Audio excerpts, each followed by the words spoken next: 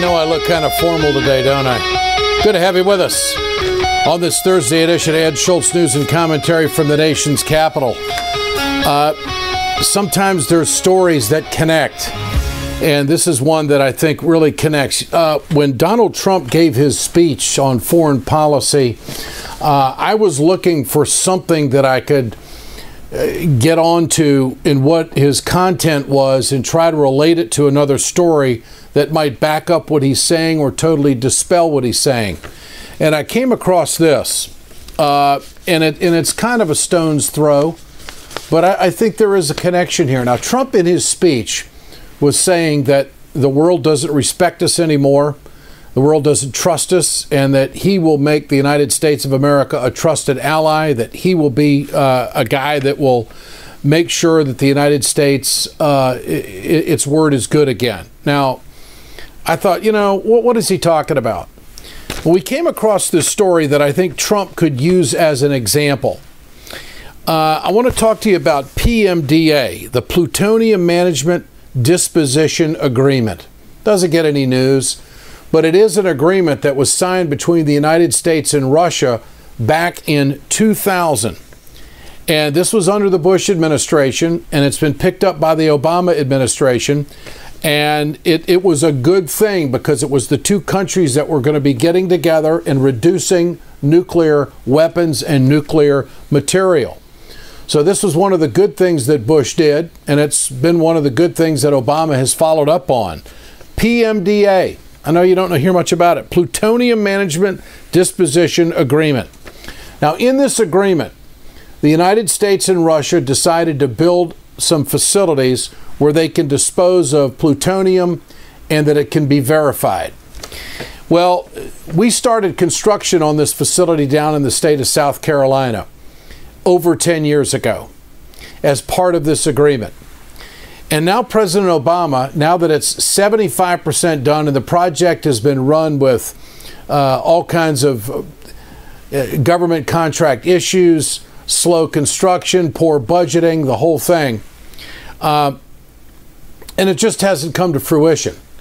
So recently, President Obama said, to hell with it. We're going to scrap it, and we're going to dispose of this plutonium in a cheaper cost, and we're going to do it in Mexico. Now, that's another story in itself. But the Russian reaction to this was that Vladimir Putin did not show up at the nuclear summit several weeks ago here in Washington, D.C. And his position is that the United States has reneged on the agreement. And this came up a month ago. We found this tape. This came up a month ago in a Senate Armed Services Appropriations Subcommittee hearing, an Appropriations Subcommittee hearing.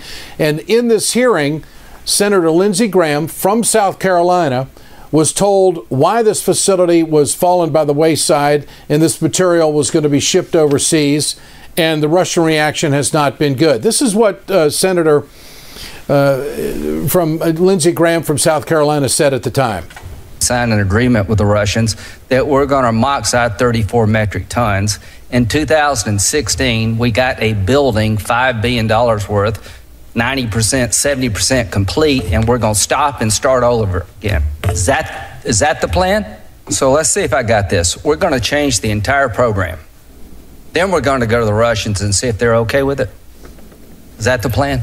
That is the plan. That's the plan. That's a lousy plan. That is absolutely the dumbest friggin' plan I could think of. To change course and hope the Russians would agree and not know what they're going to charge you for it. Now, other than that, things are going great. So what does this do for Donald Trump? This gives Trump and the Republicans an opportunity to go to Putin and say, you know what, the last administration, well, they booted you. The last administration didn't live up to an agreement on plutonium.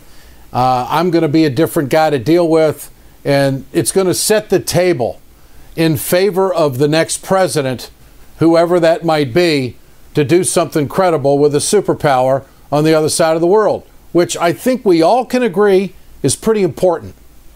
Looking at it from the Russian perspective, this is why Putin didn't show up at the nuclear summit, because the United States has decided to back out of this plutonium agreement and disposal facility.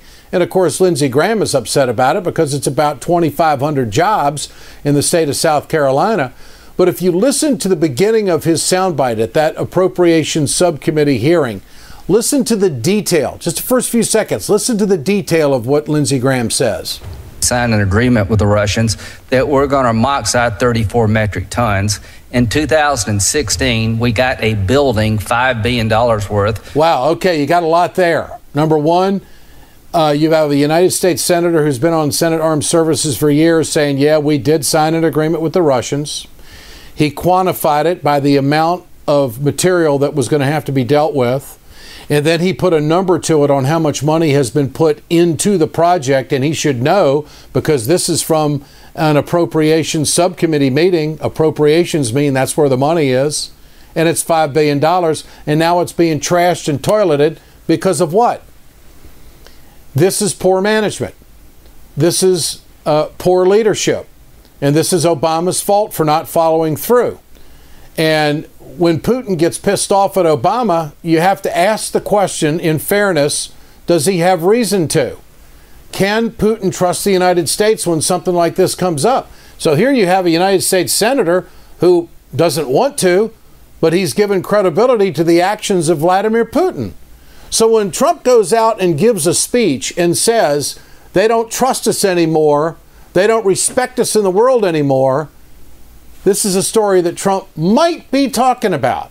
I don't know if he is, but he might be talking about it. Now, it's interesting, no one had been talking about Carrier air conditioning and heating products until we did on the News with Ed on RT. I was there in Indianapolis a few months ago, and I did a story on how these jobs are going to Mexico.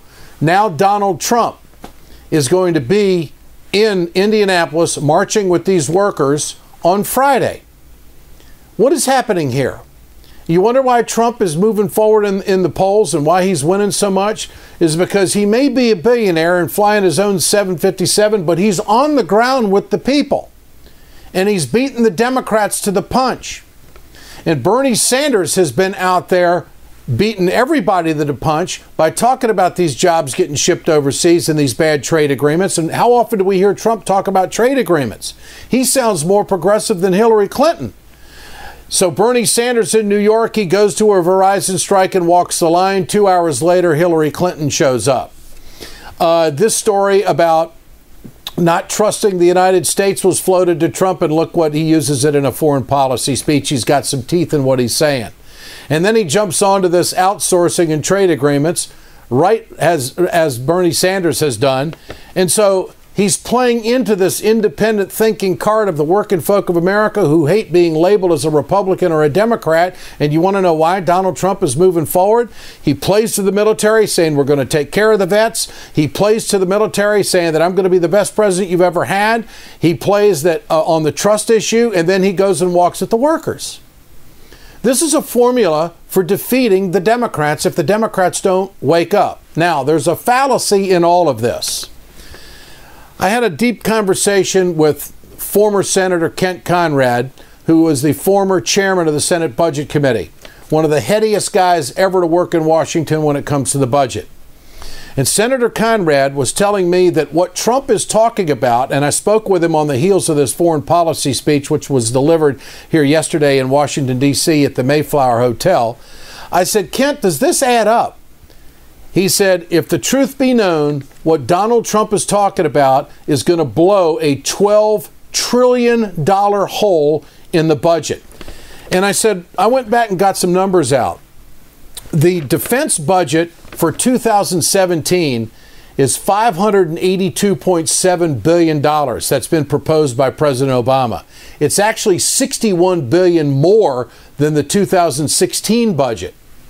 And I asked Kent, is this a normal increase? He said, well, what's happening in Washington is that what we've done over the years, and it started when the Democrats got the House in 2006, they had some truth in budgeting starting to take place. Everything we did in Iraq and Afghanistan after we got hit was off budget. There were no limits. When the Democrats took over the House in 2006, They brought the budget back into line and did the line item to find out where everything was. And what it created under the Obama administration was a war budget and a defense budget. And the war budget is shrinking now, and the defense budget seems to be getting a lot bigger, but we're getting more realism in the budget. But moving forward as to what Trump wants to do when it comes to procurement projects, healthcare issues, taking care of the veterans, all of this stuff, it's a $12 trillion price tag. And then he's got a tax cut plan that calls for $1 trillion in tax cuts.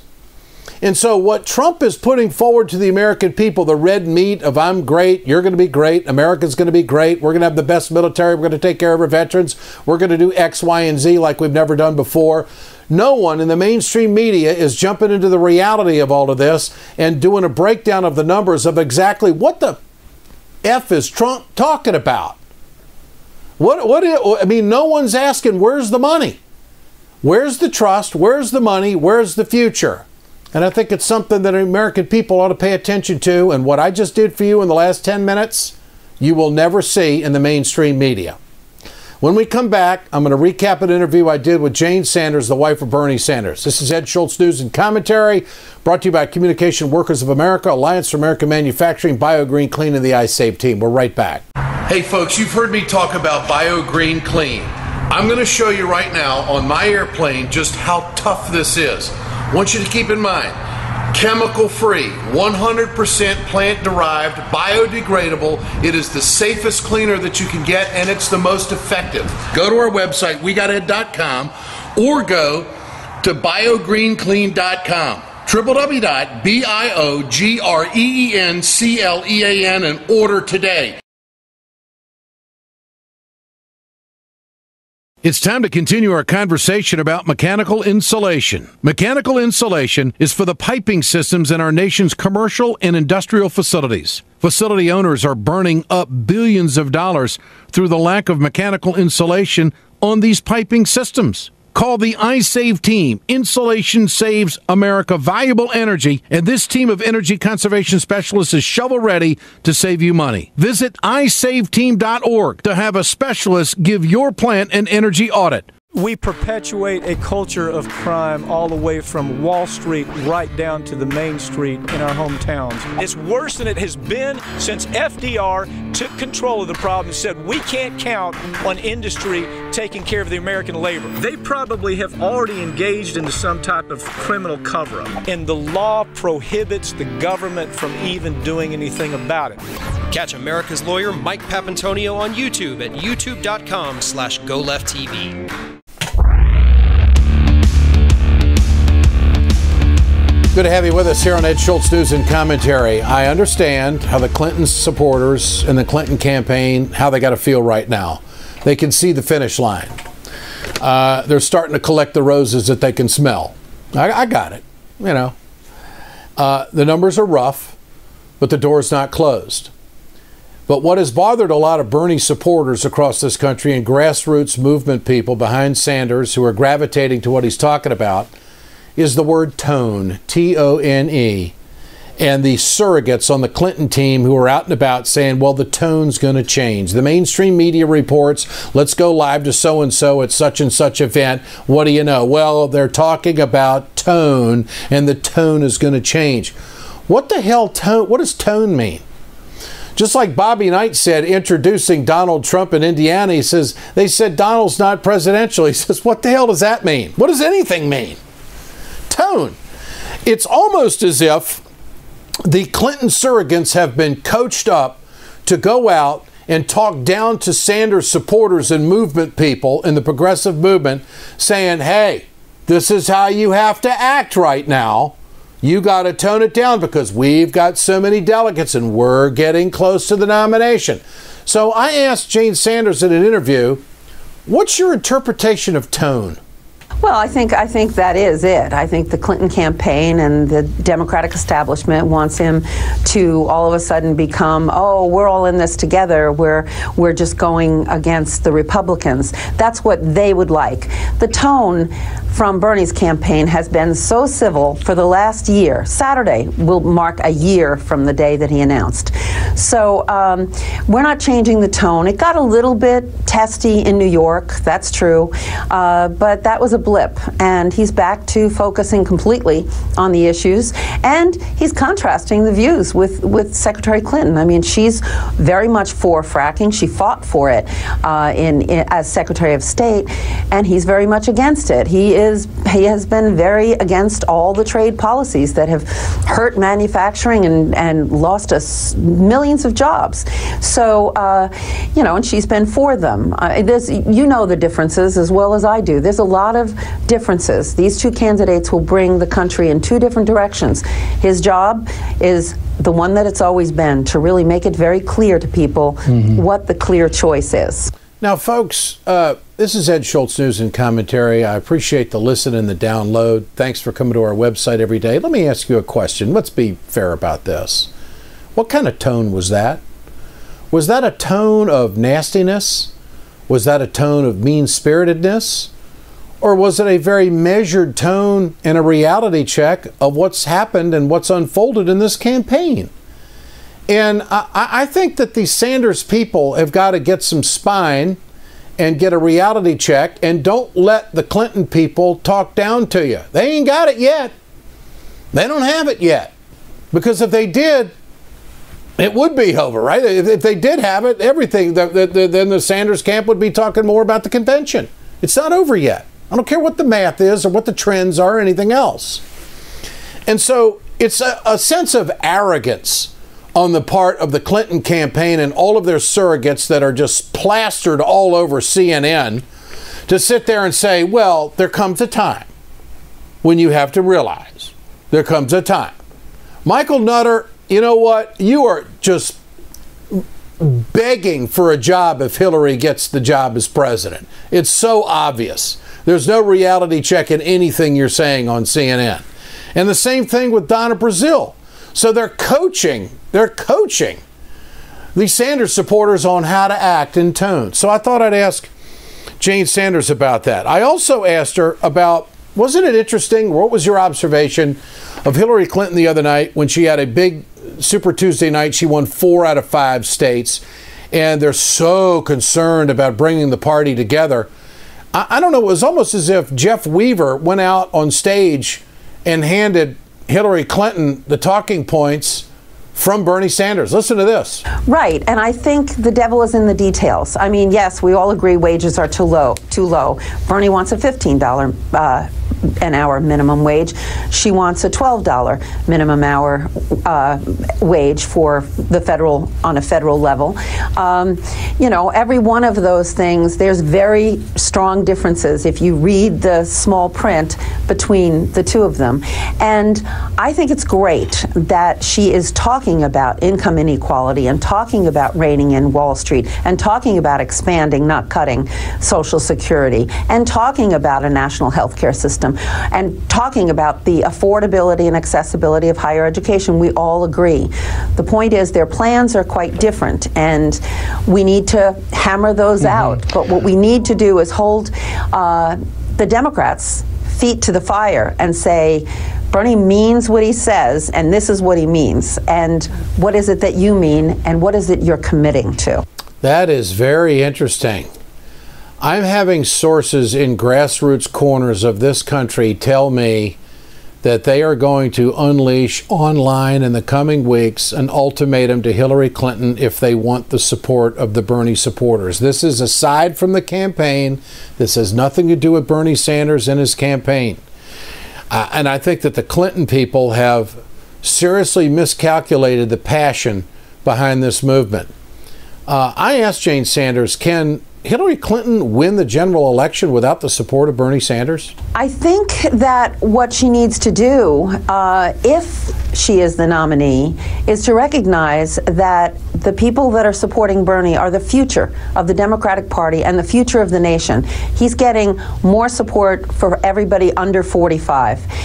They are really concerned about our country. They are concerned about climate change and jobs and equity and fairness and criminal justice and immigration reform. There's so many things that are the platform that Bernie has run on and will continue to run on. Okay. If she listens to that, maybe she will have a chance. My concern is Democrats have always gone to the left during the primary and then to the center during the general. Same as the Republicans, to the right during the primary and to the center during the general. And that's why nothing ever happens. We're committed to not let that happen this time. It's going to be interesting to see how it all comes down. And this online petition that's going to be kicked out here in the weeks to come is basically going to deliver an ultimatum to the Clinton campaign and to the campaign and the way they operate, and also to the candidate herself. We'll touch on that in future podcasts and video casts. Thanks for watching. Thanks for the download. Thanks for the view. And we are back tomorrow. This is Ed Schultz, News and Commentary. Communication Workers of America, Alliance for American Manufacturing, BioGreen Clean, and the iSafe team bringing this production. We're back tomorrow.